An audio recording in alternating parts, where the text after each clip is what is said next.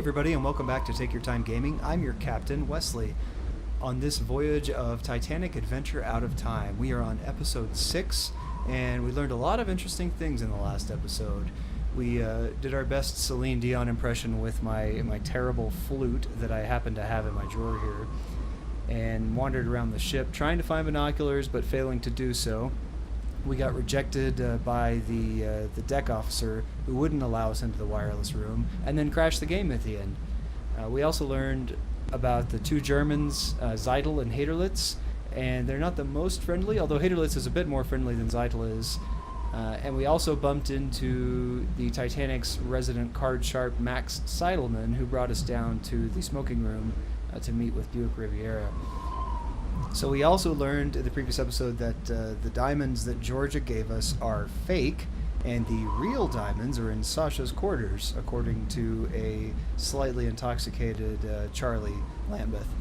So there's a couple things I want to do. I want to see if we can try that speech check again on the deck officer, and then maybe we can get into the wireless room, because that's our main goal here. But before we do that, grab a tasty beverage and let's get started. So I'm here on the boat deck again. If you'll recall, at the end of the last episode, I talked to him and crashed the game, and that was where we paused. If I try to talk to him again... Hello, what can I do for you? Oh, I see. So when I crashed the game, I had to go back to a previous save. So let me get to where we were before, and then I'll bring you back. Okay, so I went through and gave exactly the same conversation that I did last time. I don't want to cheat and hack the system, so I want to see what actually happens if we get rejected the first time. So he has just rejected me. I told him the wireless was quite a toy, and he said, it's no toy, get out of here, you buffoon. So let me see if I can try again. Good evening. So I'm just going to straight up ask him, may I visit the wireless room? Have a look, why don't you? Mind you, Phillips will have my head if he catches you in there, but I don't see any harm. Go on in. It worked. Okay, so that was not very... I was worried that we were going to be forever rejected by Morrow. However, he just let us come inside. So, inside the wireless room, this houses all of the comings and goings of the Marconi transmitter on board here. I'm not going to talk too much because I'm worried there might be a time limit. But let me check out some of those goodies here. So you've got dials to select various things, whatever these are, voltages. The Titanic actually had the option to transmit at 1,000 meter and 500 meter wavelengths. So because it had a giant antenna, it could do a really long wavelength, which had a long transmission, how far the transmission would go, a range. But it could also switch to the 500 meter wavelength for some of the shorter ships around. This is the telegraph button. So basically this is what and you see the old war movies, you hear the da-da-da-da. That's them pulsing here on this little button machine to send the Morse code itself. So here's the frequency tuner. I'm not exactly sure how close this is to real life, but you could adjust these frequencies to receive different wavelengths of transmission depending on what you were configured for. And Marconi, so transmit and receive. So you'd have two options. One would be to receive a telegram. The other would be to transmit, because there's no such thing as full duplex. You're basically either listening or transmitting. It's simplex transmission, just like you'd get in a regular walkie-talkie. If you're holding the button down and sending a message out, you're not going to get a message back. 3 large bergs. So these are... navigation reports, the steamer reports passing icebergs, so they know that there are icebergs out and about tonight. Westbound steamers report bergs, growlers, and field ice, so very well documented from several ships that there is ice about tonight.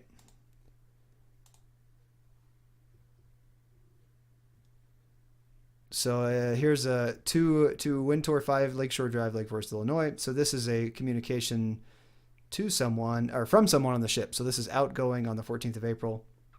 He's saying, I arrive in Chicago via New York on April 20th. All my love and support to you. Mac and Lily during this sad and trying time with much sorrow, Birdie. So this adds to the emotional depth of this. Someone traveling on the Titanic to go visit some family.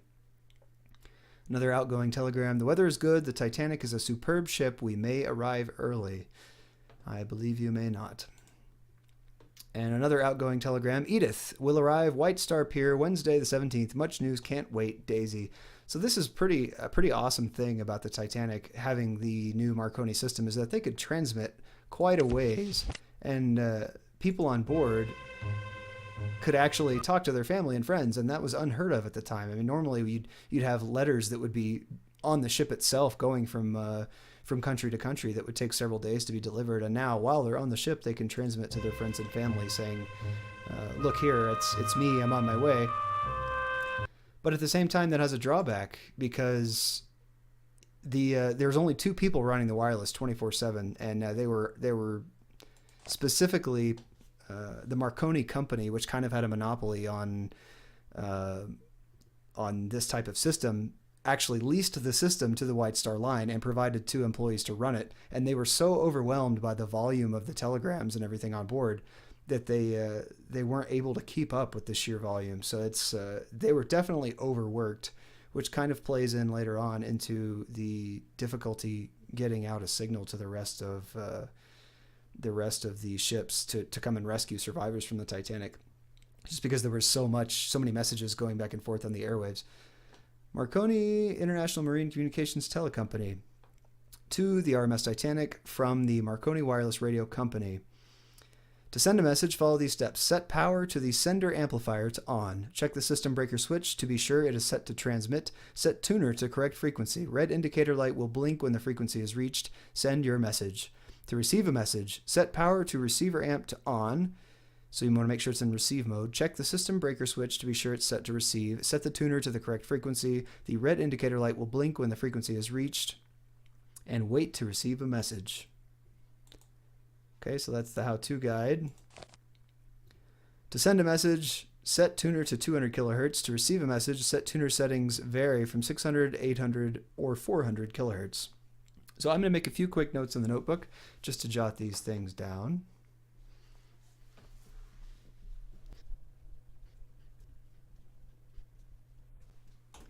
So just noting in my notebook that we can receive at 400, 600, and 800 kilohertz, and we send at 200 kilohertz in case we have to send a message in the future. Let's see. So these are the instructions. I'll note those down.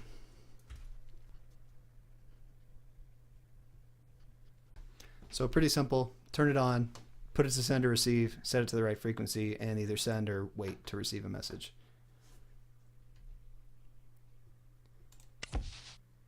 I haven't put anything in my bag here.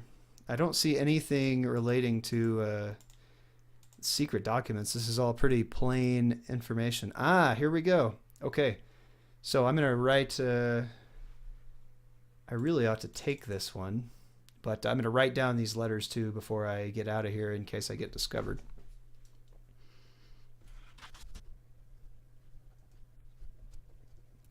Okay, so I've written down this telegram. I hit OK. I did keep the telegram in my bag, so I do have that for later reference if needed. There is nothing else to really click on here. I don't want to mess with any of these settings because I don't have any reason to just yet. I've already seemingly got some intelligence that I can go decode now from the cipher in my quarters. There's nowhere else to click. The silent room. Let's see.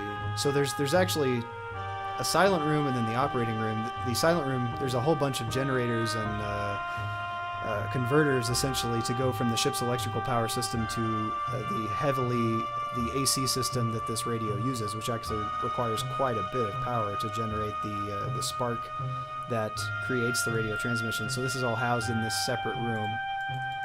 And you can see there's nobody in here attending the radio. They all seem to be asleep in the sleeping quarters, which that's what this says, is sleeping quarters here. So let's leave. Let's see if he'll chat with us a bit. Good evening. So I have to check with him before I visit things. Let's see if everything's quiet out here. Too quiet. Well, if it's too quiet, why don't we spend some time looking for ice, since we know from all those telegrams that plenty of it is about. A good idea. We've received reports about... Blast. My binoculars. Where the devil did I put them? I've misplaced them, damn. Sorry. Well, that's all right. May I visit the bridge? We aren't supposed to allow passengers on the bridge. Okay, so I must find your binoculars for you to let me visit the bridge, I'm sure. This says, would you like something? I don't have anything to give him. If I think once I find his binoculars and have it in my inventory, then I can come back, provide them to him, and he'll owe me one, so to speak. So I'll just bid him good night. Good night. Now, let's go find Penny, because actually first, before we find Penny, let's go back to our quarters, C-73, and I can hear in the back of my head Smeddle's voice saying C-73. So we will zip back to the staircase.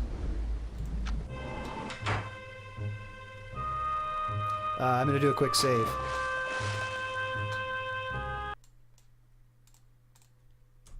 Because this game has crashed several times on me playing in Steam. No, I want C-Deck.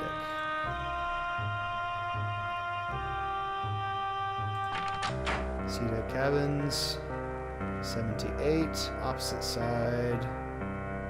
73, this is my room. Nothing seems to have changed since the last time I was here.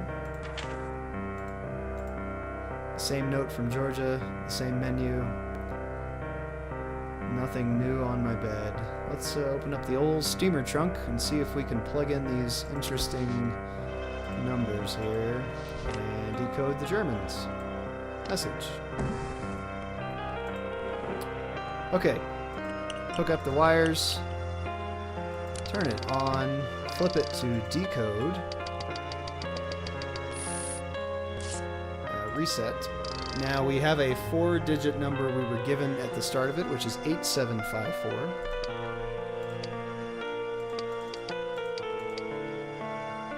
I'm going to assume it's right above this black line is where I need to have that number.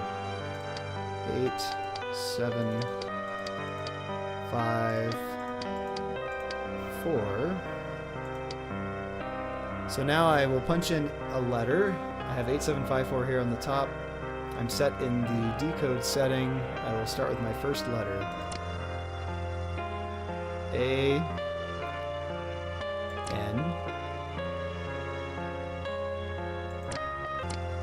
Okay, I've punched in the entire message with a space between this first long string and this AM at the end here. Let's hit decode and see what comes out.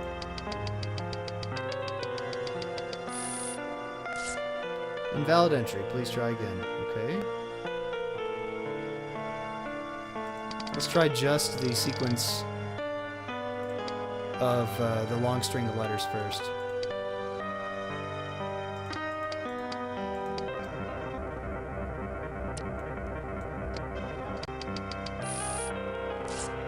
Invalid entry. Please try again. So I think I might not have these lined up in the correct spot. Perhaps they need to be straight up. Or it needs to be inside this window. I think that's probably more likely. So I had the numbers on top. It needs to be down inside this indicating window. I didn't realize that's what it was at first. So we'll try again. 8754. And I'm going to input all these letters again.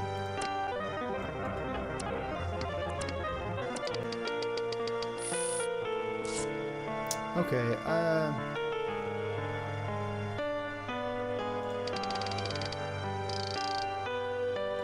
maybe I need to do it one at a time?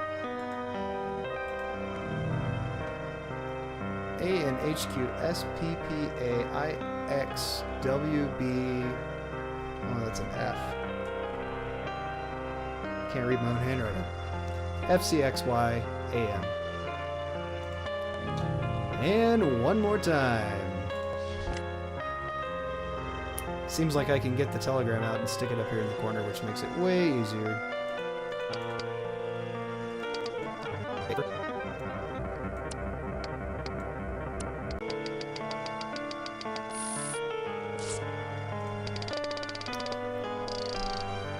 Okay, I haven't been able to figure out how this thing is supposed to work, so I'm gonna go chat with Penny downstairs, and then hopefully she'll be able to give me a little bit of assistance on how this thing's supposed to work. Try to intercept Zeitel's telegrams. Get inside the wireless. Surely someone on board knows what he's up to. And don't forget the cryptograph in your trunk. It will unscramble the German codes. Most importantly, find the Rubaiyat. Meanwhile, I'll conduct my own investigation. Off with you now. Go! Well, that was entirely useless. Thanks for wasting my time. Looks like I'm going back to my cabin and punching in a bunch more numbers.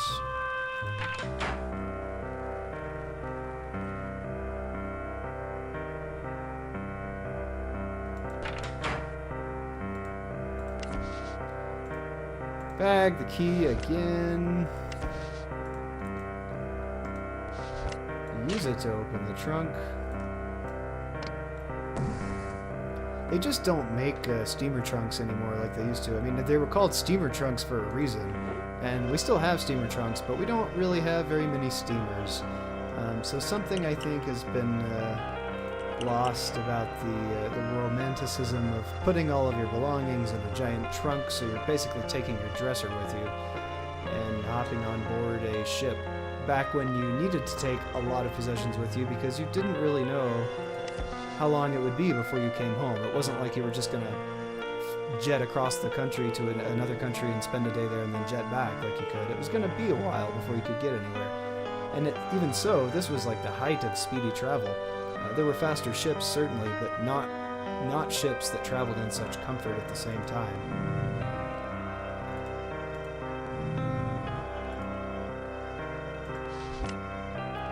Okay, I'm gonna keep trying this dumb thing until I figure it out.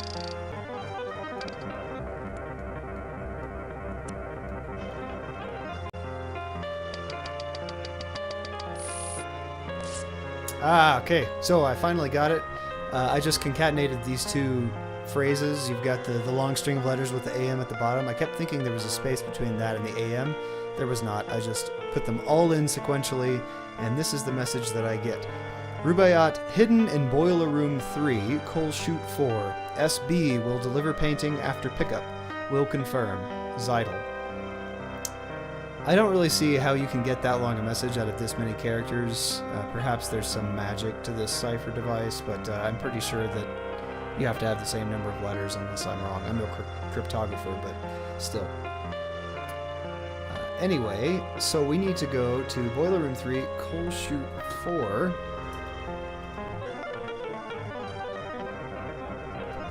So I've written down the message, SB being Sasha, I would guess. So Sasha, I guess, is in the only guy we know with an S name, is collaborating with Zeitel, which makes me wonder if there's a plan for those diamonds to be fenced through Zeitel, or maybe stolen from Charles. It seems like Sasha's kind of not really a trustworthy person to have a nefarious plot. Charles is already hated by his wife, and Sasha's probably playing him for the jewels, if I had to guess. Probably in league with the Germans, who can get him off the ship. And I think Charles is in over his head, probably. Okay, let's go down to the boiler room.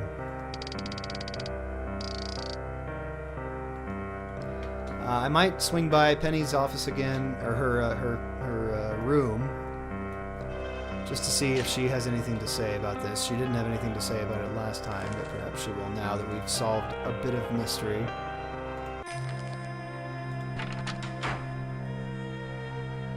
You've decoded the message. Smashing.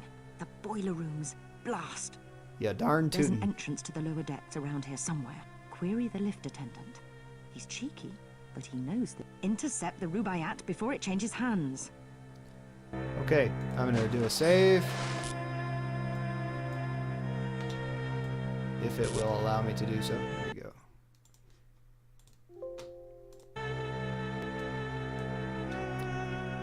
Okay, I need to go back to talk to the lift attendant because PP is right.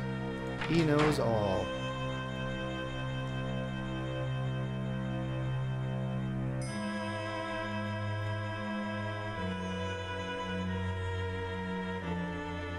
Going up so many decks, I'm getting dizzy here.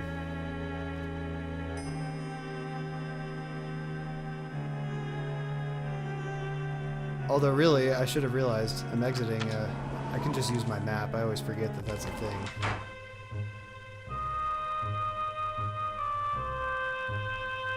Alright, mister. Evening. Where to? I need directions. At your service. Can you tell me how to get to...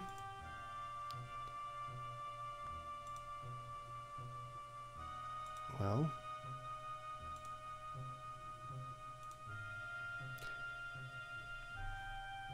in the boiler rooms. The boiler rooms? Blimey! Passengers ain't allowed down there. Take the second-class stairs down to F deck. I fancy there's some stairs down from there. Now where to? Well, let's go down to F deck. Very good then. Cheers. Actually, I'm going to ride in here, Stop the lift. laughing. I can get Right, there so- faster by using the map, but I'm going to have it take me to D deck Mind just your in gaze. case he's got anything interesting to say. Did you attend a party last night on D deck? Seen the Lady Georgia, did you? Noticed those diamonds round her neck? A bloke would be set up with those, and her. Pity she's unhappy. Her husband always arguing with her, like just now. Almost there. Well, we've already heard all that.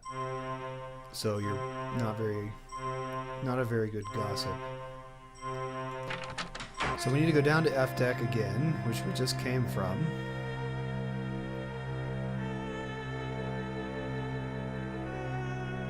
I don't need to go down this far. I do need to be F deck cabins though.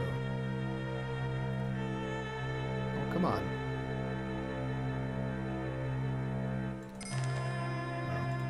I'm just gonna cheat. I was on the wrong side of the ship. That's all right. So there, if you remember, there were some walled-off stairs that had little velveteen ropes restricting passenger access, just like we were at the Disney World theme park. But I don't see any signs posted that say line jumping is cause for removal from park. So I'm just gonna go ahead and go where I want here. But before I go inside, I'm gonna save because you never know what might happen. Because I am not supposed to be in here. Turbine room. So interesting fact, the Titanic actually had 3 main engines. It had 2 triple expansion reciprocating steam engines. So what you would think about when you have a steam engine on a train that goes chuff, chuff, chuff back and forth, it's basically the same thing, just very, very big, and it expands the steam 3 times, so it uses high pressure. Once it's done with that steam, it's discharged as low pressure steam. And that is actually fed into the middle engine, which is the low pressure steam turbine engine that powers the center prop. So it's interesting, they're extracting the maximum amount of energy essentially from the steam that they could at the time, because the ship is burning 600 tons of coal a day. All of it's being shoveled by people who are just shoveling things in. You know, I mean, that's their entire job is to shovel coal, which is a very difficult job to do. So they really needed to make the most of the coal that was being burned. That way, they could get the most cruising speed with the least amount of coal on board. Because the more coal you carry, the more fuel you have to burn to carry it with you. So the more efficient you can be, the more passengers and the more luggage you can take, and the more money you can make. There's all kinds of steam knobs down here in the turbine room. I don't really want to mess with any of these knobs.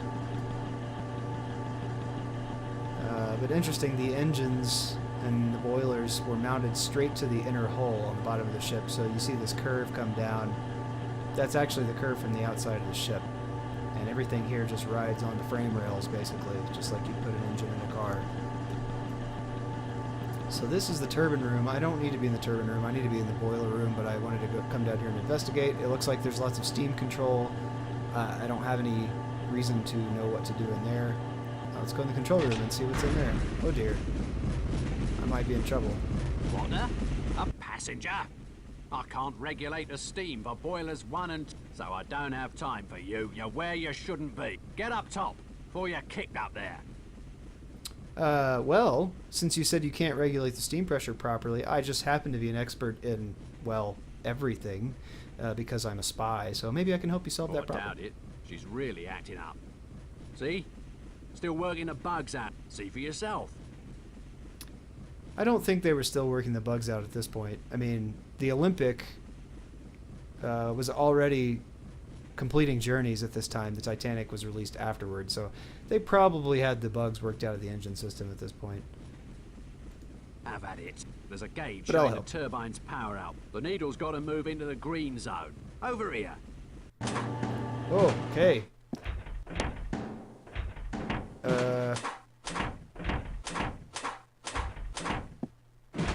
That needle needs to be in the green zone. Turbine, warning, for optimal performance, keep in green zone. We've got 300 psi here. Water flow in and out, freshwater pump, seawater pump. So the freshwater pump is probably distilled water into the boiler, which is what generates the steam. The seawater pump probably cools everything off because this is on the condenser side. So they bring in cold seawater.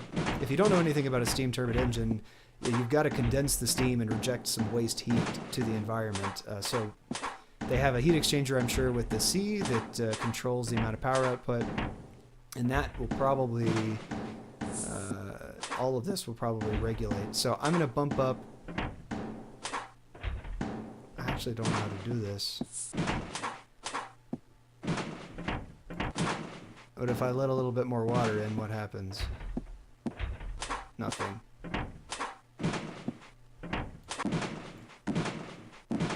So I let more water flow in. The temperature went down in the boiler because more water flow in means more cold fresh water's coming in. There's no water in this water tank.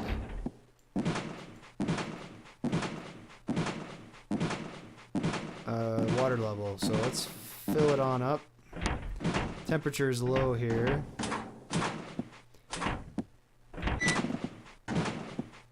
Boiler too high.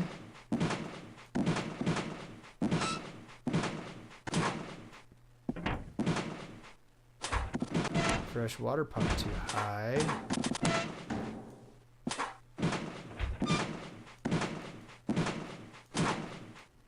Seawater low. We don't want to cool everything off too quickly.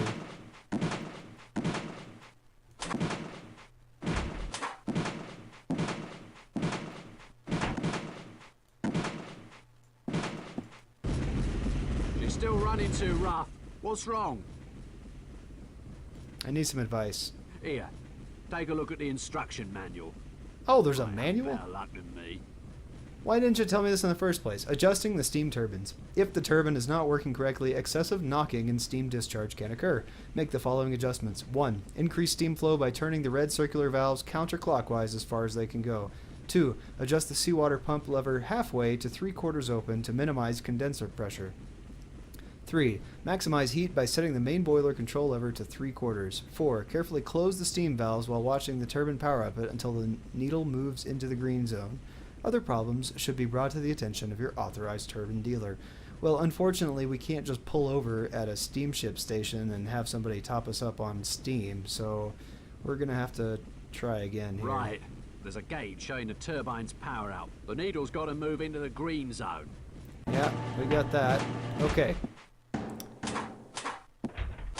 I've already forgotten the instructions, so open counterclockwise, open counterclockwise.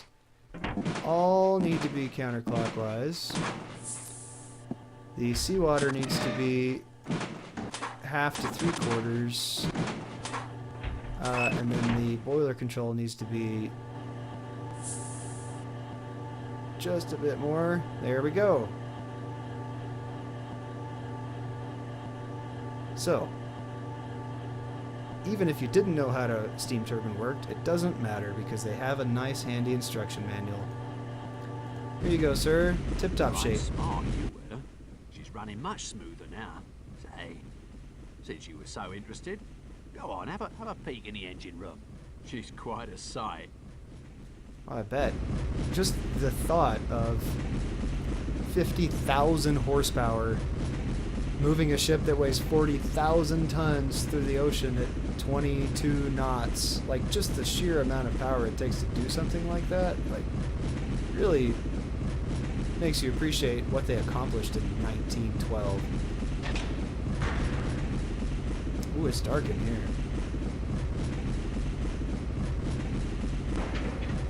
So the engine room. So this is actually a really good recreation of the engine room. You see here, I don't know how far down it'll let me go, but you've got all these big connecting rods tying to crankshaft or valves. This may actually be camshafts over the top, allowing steam in and out. I'm not too familiar with the specific design of the Titanic's steam engines, but it's a pretty cool looking recreation here.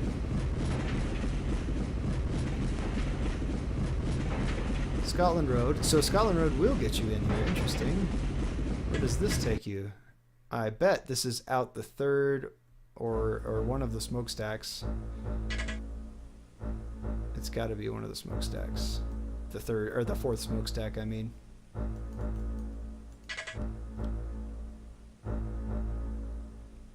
It's a bit of a maze. I need to get to that far side. So back down. Around here.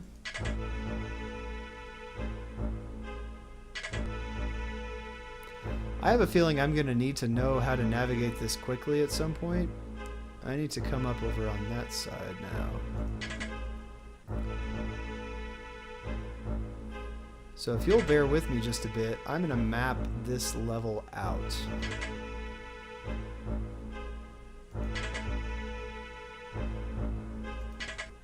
Because I'm going to need to probably know how to get through here at some point. Otherwise, why would they make it so needlessly complicated? I'm digging the music in this area. Oh. Back up we go.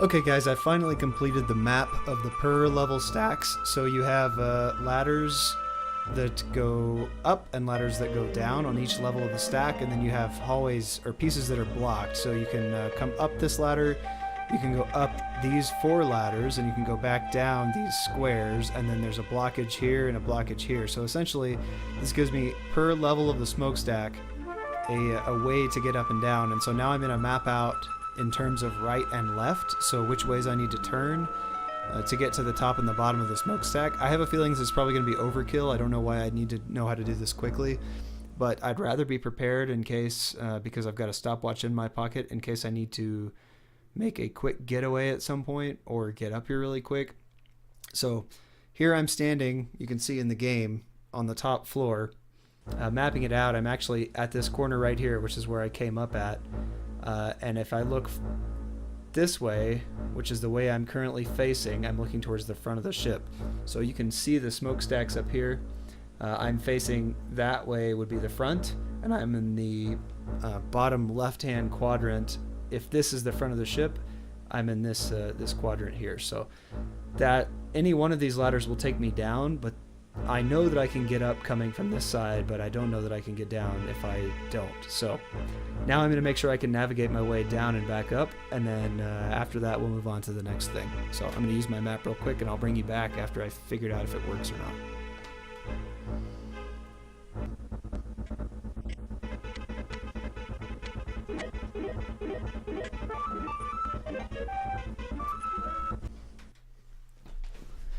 Okay, I think I finally got the pattern figured out now, so all I have to do is reverse the instructions. I actually want to end up here at the top, and I come in here at the bottom, but really the important thing is just this memorization of steps here. So going up, it would be left, left, left, right, left, left, double right, left, right, and then you're up on the top. So starting here from this position, I need to go down, left,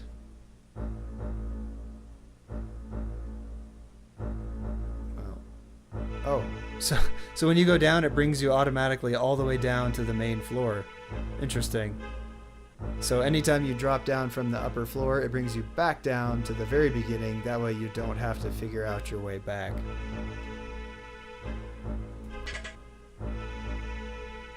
Left.